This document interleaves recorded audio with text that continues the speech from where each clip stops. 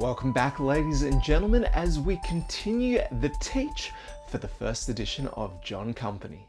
We're picking up right where we left off in the other video, talking about the extended game that can come about by revealing a Monopoly card from within the Evening Post deck, or as a feature of one of our chosen scenarios. Basically, if a monopoly comes out, the company is deregulated and some new rules come into play, bringing in a whole new element of gameplay with firms. The first alteration is to do with bailouts and company failure, remembering this is one of the ways the game can end early. After deregulation, if a bailout occurs, shares are not lost, and if eventually company failure does take place and there remains at least one firm in play, the game is extended by one turn, skipping the company phase. This means pretty much nothing yet because we don't know about firms, but just keep it in mind. The second change is that the open trade action is no longer available to take in each of the presidencies. The third change is that if there are any player-owned ships, they are removed from their presidencies and are now to be kept tucked away in a player's supply. This alters the trade phase a little bit, with the company no longer needing to pay for ships with captains and players no longer receiving income from their ships. Finally, all captains are removed from the captain's resource box, with no future captains being able to be placed. Once cleared, we can go ahead and place the post-monopoly card covering the space. This card details a few new actions that become available to players throughout the family action phase. And this is handy because now a player can take as many family actions as they would like each turn. The phase will begin with the chairman as normal, continuing clockwise, but this time until all players have passed. Restrictions to the actions still apply. Manners can still only be purchased once per game turn. And now each action without a cost can only be taken once per game turn. For our old actions, that means adding officers and writers. We do have those new actions though, so let's check them out. First, we have buy ships or goods. Here a player can either purchase 2 ships or 2 goods, but no mixing. This works largely the same as the normal office actions, except players do not have to purchase the lowest priced ship or good, and purchases instead of going to an office are kept in a player's stock with their family card. Next is establish firm. If a player has not yet done so, they may flip their family card to its firm side. At this point, all ships and goods currently in possession become property of the firm, with all those purchased in the future becoming firm property as well. After a player establishes their firm, they unlock the next action, trade mission. Taking the trade mission action allows a player to place any number of their ships on one sovereign closed region. For each ship sent, a player must place one of their cubes on top to signify their ownership. Trade missions will be resolved later when a player passes. Which brings us to the last action, pass. Once all players have passed, the family phase is then complete. But passing is not just signaling the end of the phase. It's also the way that players are able to interact with those surrounding regions. When a player passes, they must first set sail, taking a sail action identical to the one in our company's presidencies, with the exception that all ships and goods sent are sent from a player's firm's supply. Here our blue player has 2 ships and a good, so we're going to attempt to fill the silk order in Bengal. Players, of course, must still pass a check, and here strength again is equal to total money spent by the player. Let's go £3. And then the penalty is equal to the number of open regions the firm wishes to visit to sell their goods, -1. For us, we're only looking to sell to one region, Bengal, -1 is 0. We have no penalty. We roll dice, snake a 2, so the order is successful. If a player passes, they exhaust their ships and goods, placing them above their firm. But instead of placing a black disc to show the completed order, they go ahead and place one of their colored cubes. Like most checks, this one can be reattempted if a player has the money to pay, but if the check fails, play moves on with no more attempts allowed. Next, after passing and sailing, a player must resolve their trade missions. For each region where a player has sent their ships, they make a check, with strength being the total number of ships present, not just a player's own. And guess what? There is no penalty.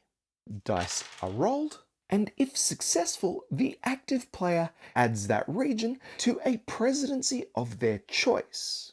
Each ship earns money equal to the plunder value of the region, with all ships then returning to their player's stock. Now, if the check was neither a success or a failure, all ships remain in place and the check can be attempted again. Honestly, why wouldn't you? But if it's a failure, all ships in the region are lost and returned to the game's supply. Right, so let's look at firms in a bit more detail here, guys, because these, once set up, well, the game gets a little more complicated.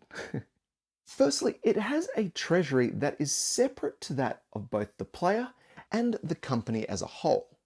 At any time, including straight after founding the firm, players can transfer any funds from their family treasury into the firm, but may never transfer directly out. Firm funds can be spent to set sail, buy ships and goods, and pay dividends. Firm dividends. These we will cover in a sec. First though, we need to talk about some other functions relating to firms. At any time, a player may begin to seek investors for their firm.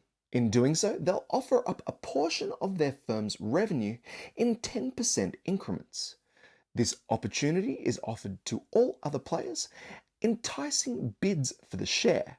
For example, our blue player may wish to offer 30% of its revenue.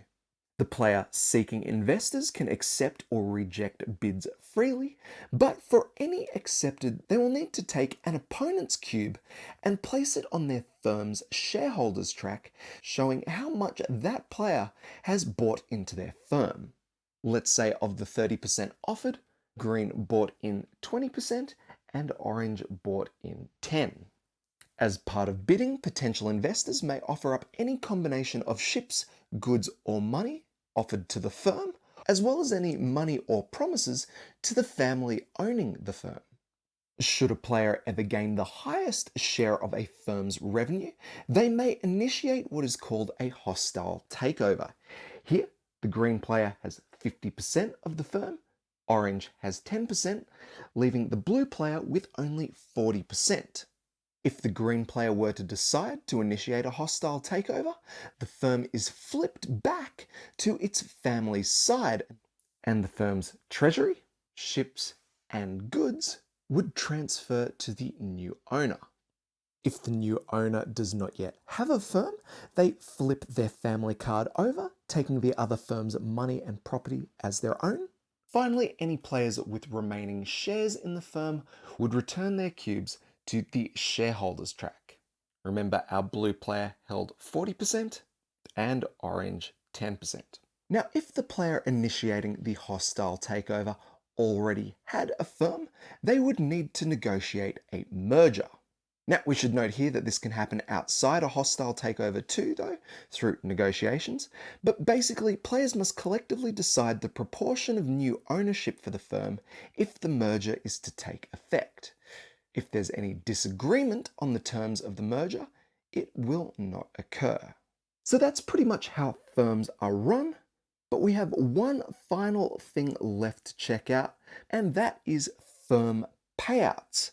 This is where players have the opportunity to take the money from the firm treasury and send it off to their family treasury. At the start of each trade phase, each player with a firm must pay out a proportion of its treasury to its shareholders based on what's known as public expectations. This requires the use of the post-monopoly card and its backside, the dividend table. But the best way to teach this or come to understand it is, of course, through an example. For this, we'll go ahead and bump up the treasury to £20. When a firm pays out a portion of its treasury, it must pay at least the minimum value set by public expectations. And this is determined by the number of open regions. Here we have 4, so our minimum payout is £10. This gives us a payout range of somewhere between £10 and £20. When deciding exactly how much to pay out, players should factor in what they intend to do with the next turns of the firm and how much money they want to take for themselves. Because as stingy as you want to be paying out your opponents, this is the only way you can get money out of your firm. I'm thinking we'd like to keep £5 in the treasury, so I'm going to pay out a share of 15. First, we'll pay out blue with 40%. We go to 40% on the share side over here, and then we go across trying to get as close to 15 as we can get. We nail it here with 15, so we drop down the line to find out blue's share, and that is going to be £6. Next, we pay out orange, a 10% share. Again, we go across until we get as close to 15 as we can without going over. The first column is 8, the second column is 18, so we're going to pay them just £1. So far we've paid out £7 of the total 15, leaving 5 in the treasury. The green player here is going to walk away with 8. Now, if for whatever reason a firm is unable to meet public expectations, well, the firm fails and it pays out its entire treasury and flips back to its family side with all goods and ships returned to the supply. The very last little bit that we'll look at is the final method of scoring victory points, which can only happen in the last turn of the game in the family phase. Here, players trading with regions will have the opportunity to convert any revenue gained directly into victory points should they meet the criteria. With the criteria being here that the total value of the trade meets or exceeds the minimum public expectations. If it does, those dollars turn to victory points and are to be dished out as if they were revenue, taking into account any shareholders the firm has. Now, this obviously creates large opportunities for scoring at endgame, and so in line with that, we're also given the opportunity to make those final sale actions a little bit easier. Rather than rolling for successes on the action, a firm is given the option to pay £3 plus the penalty amount for the action to gain an automatic success. And this is important because no additional money may be paid out from the firm on that last turn of the game. Wild. And that is it, guys and gals. Everything you need to know to play the wonderful game of John Company. Honestly, that little extra bit from this video with firms, it completely blows the game open, adding an entirely new second game's worth of complexity. I believe it is absolutely wild. Taking the game from what is a minimalist scoring competition to something that can be planned and precisely executed. Because I promise you, there is nothing better than winning the game off a last turn firm sale action. Far out. Alright, so if you've enjoyed the video, if it's been of any use to you at all, make sure you like, comment, and subscribe. Honestly, it was a blast for me to do, and it's really helped cement my knowledge of the game, and I really hope it does the same for you. Other than that though, guys and gals, we are done, so I'll leave it there.